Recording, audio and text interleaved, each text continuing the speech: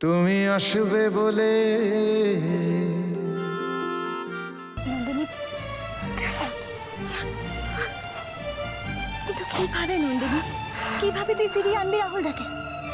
সমস্ত প্রমাণ রাহুলের এগেনস্টে, আর রাহুলদা নিজেকে ডিফেন্ড করার জন্য কোনো লয়ারও নেয়নি। এখন তো শুধু রাহুলদার শাস্তির জন্য সময়ের অপেক্ষা।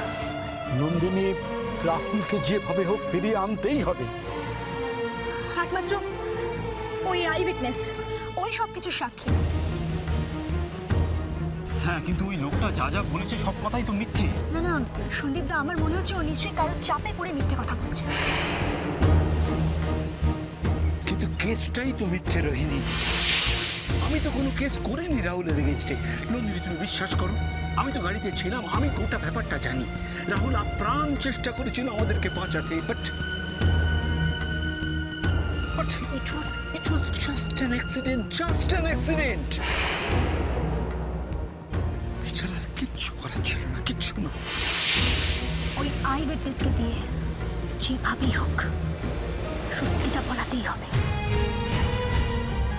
আচ্ছা রোহিণী, তুই লোকটাকে ধরে আনতে পারিস না, তারপর থানায় নিয়ে এসে?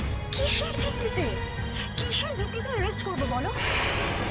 আমি যাবো ওই লোকটার কাছে। বেশ, তুমি যাও, আমি দিদি ভাইকে নিয়ে বাড়ি যাচ্ছি। না বাবা, ঝুম আমার সঙ্গে যাবে।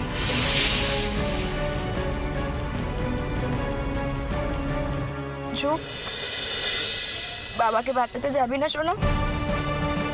নন্দিনী, তুই কিছু ভাবিস না প্লিজ, দেখি সব ঠিক হয়ে যাবে। সব হয়তো ঠিক হয়ে যাবে, কিন্তু সবকিছু আগের মতো আর থাকবে না, জানো তো? তুই এভাবে কেন বলছিস নন্দিনী? আমি জানি সন্দীপটা, ভাঙা কাজকে জোড়া লাগানো যায়, কিন্তু ওই কাজে যে ভাঙনের দাগটা, সেটা কোনোদিনও মুছে ফেলা যায় না।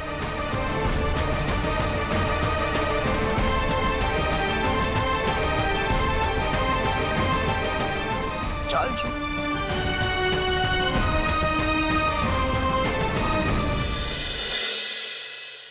আমার দাদা ভাইকে ফাঁসিয়ে এখানে বসে বসে এখন ন্যাকামো হচ্ছে। আমি তোমার দাদাভাইকে ভাসাবো কেন? আর প্লিজ রিয়া, আমার স্টুডেন্ট এখানে রয়েছে, একটু ভদ্রভাবে কথা বলো। তুমি কিছু জানো না না? কর্নেল আঙ্কেল আমার দাদা ভাইয়ের নামে কেস করেছে, আমার দাদা ভাইকে পুলিশে ধরে নিয়ে গেছে, আর এখন কোর্টে সেটা নিয়ে কেস চলছে। এত কিছুর পরেও তুমি সেখানে যাওয়ার একবারও প্রয়োজন বোধ করোনি না? আমার স্টুডেন্টের এক্সাম চলছে, তাই আমি যেতে পারিনি। হ্যাঁ, সে তো দেখতেই পাচ্ছি কিরকম এক্সাম চলছে।